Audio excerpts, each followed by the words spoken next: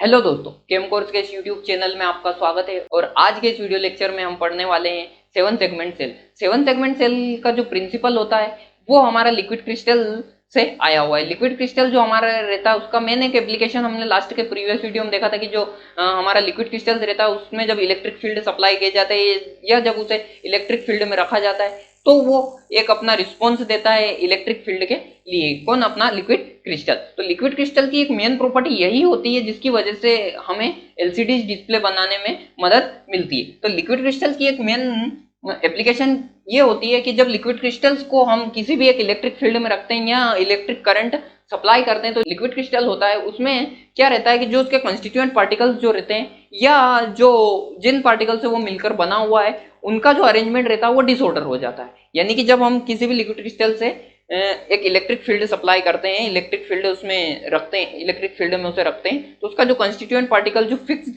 Constituent particle का जो arrangement रहता है वो फिक्स्ड रहता है, वो डिसऑर्डर्ड हो जाता है। यहाँ हम देख सकते हैं कि इस कंडीशन में हमारा इलेक्ट्रिक करंट ऑफ है और यहाँ पर कोई भी इलेक्ट्रिसिटी सप्लाई नहीं हो रही, तो जो हमारे लिक्विड क्रिस्टल उसका कंस्टिट्यूएंट पार्टिकल्स का जो अरेंजमेंट है वो फिक्स था।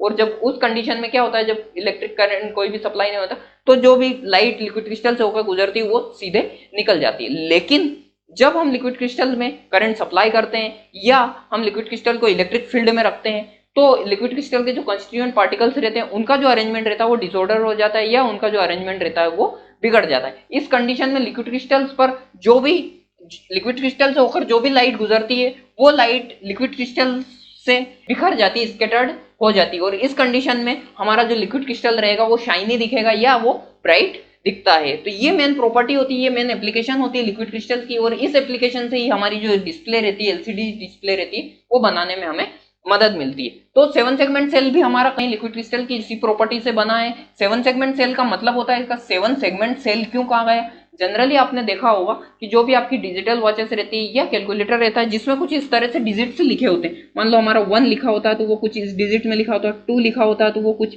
इस तरह से लिखा होता है। ये हमारा जो डिजिटल वॉचेस रहती है और डिजिटल कैलकुलेटर रहते हैं, पॉकेट कैलकुलेटर रहते हैं, उनमें कुछ इस तरह की डिजिट आपने देखी होगी। तो ये जो डिजिट रहती है, ये जो डिजिट रहती है 0 to 9 तक की, वो हमें 7 छोटे छोटे सेगमेंट से मिलकर बनी हुई होती है। आपने अगर देखा हो, कभी गिना हो, तो उसमें 7 सेगमेंट्स रहते हैं, कुछ इस तरह से सेगमेंट्स रहते हैं, वो छोटे छोटे सेल से मिलकर बनी होती है, जिसमें 1 2 3 4 5 6 और 7 सेल से, छोटे छोटे सेल से मिलकर बनी होती है।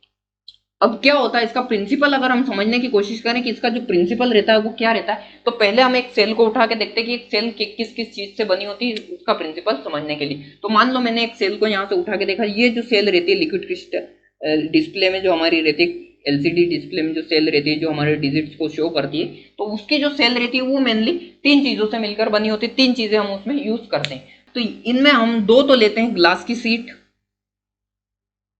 2 ग्लास की शीट लेते हैं हम इसमें, और इसमें हम एक लेते हैं, इसमें हमारा एक जो रहता है वो रहती है thin layer of liquid crystal.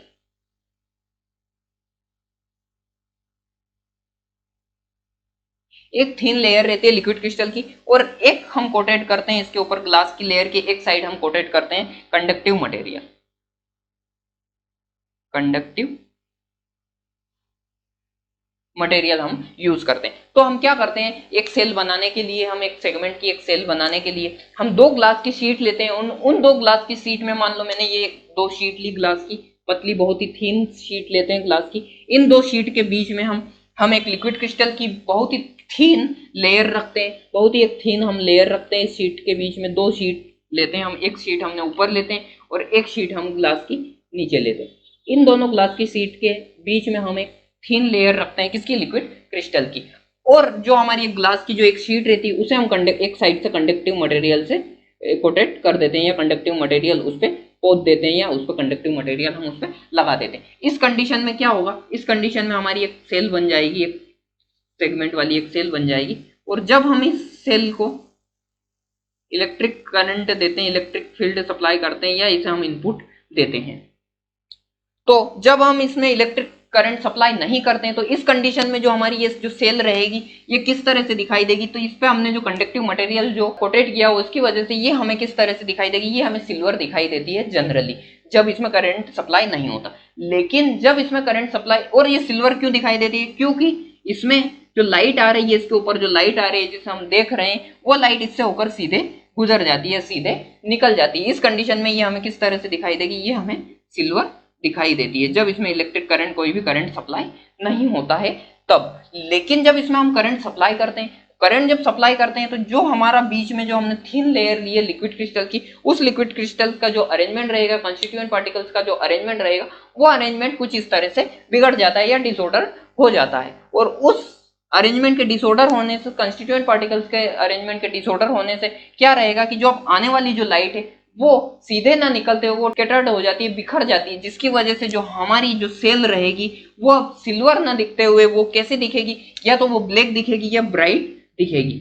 यानी कि वो अब हमें ब्राइट दिखेगी, यानी वो हमें चमकती हुई दिखेगी, या तो ब्लैक, जेड ब्लैक दिखेगी हमें, या येलो, जिस भी कलर का हम लिक्विड क्रिस्टल यूज करेंगे उसमें, उस तरह से वो हमें दिखाई देती है। तो जब हम उसे इनपुट देते हैं तो हमारा लिक्विड क्रिस्टल की जो सेल रहती है वो हमें ब्राइट दिखाई देती है। और यही रीजन है कि एलसीडी डिस्प्ले जो हमारी वॉचेस और कैलकुलेटर हो गए, जब उनमें हम इनपुट देते हैं तो हमारी जो डिस्प्ले आपने देखा होगा वहां पे हमें ब्लैक, ब्राइट ब्लैक दिखाई देता है सिल्वर डिस्प्ले के ऊपर। तो यही प्रिंसिपल है 7 सेगमेंट सेल के ऊपर। अगर मान लो मुझे 1 डायल करना है, या मैंने 1 प्रेस किया है, या मैंने मान लो 1 प्रेस किया, तो मेरी जो सेगमेंट सेल्स रहेंगी उनमें कौन कौन सी सेल मुझे ब्राइट दिखाई देगी, तो उनमें मुझे 3 नंबर की और 7 नंबर की सेल ब्राइट दिखाई देगी। और मेरा कुछ जो डिजिट मुझे मिलेगा वो कुछ डिजिट मुझे इस तरह से दिखाई देगा, जो कि मेरा 1 का डिजिट रहेगा। अगर मान लो मुझे 2 दिखाना है या 2 मुझे कैलकुलेटर में प्रेस करना है, तो मैं जब इनपुट देता हूं तो मुझे कौन कौन सी सेल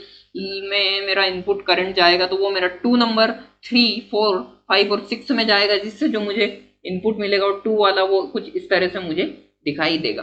तो ये होता है हमारा 7 सेगमेंट सेल का प्रिंसिपल। और इस तरह से हमारा 7 सेगमेंट सेल में जो छोटी छोटी जो सेल्स रहती है वो इस तरह से बनी हुई रहती है। जो 3 चीजें हम उसमें यूज करते हैं, जिसमें हमारी 2 तो ग्लास की शीट होती है, और उन दोनों ग्लास की शीट के बीच में हम लिक्विड क्रिस्टल्स रखते हैं, और उस लिक्विड क्रिस्टल में जब इलेक्ट्रिसिटी सप्लाई करते हैं या करंट उसे इलेक्ट्रिक फील्ड में रखते हैं, तो उनका जो डिसऑर्डर आ जाता है, और डिसऑर्डर आने की वजह से जो लाइट आने वाली जो लाइट है वो लाइट स्कैटर्ड हो जाती है, जिससे वो शाइनी दिखाई देता है। तो ये था हमारा 7 सेगमेंट सेल, और यहीं पे हमारा जो लिक्विड स्टेट है वो खत्म होता है। इसके बाद का जो वीडियो आएंगे उसमें हम सॉलिड स्टेट शुरू करेंगे।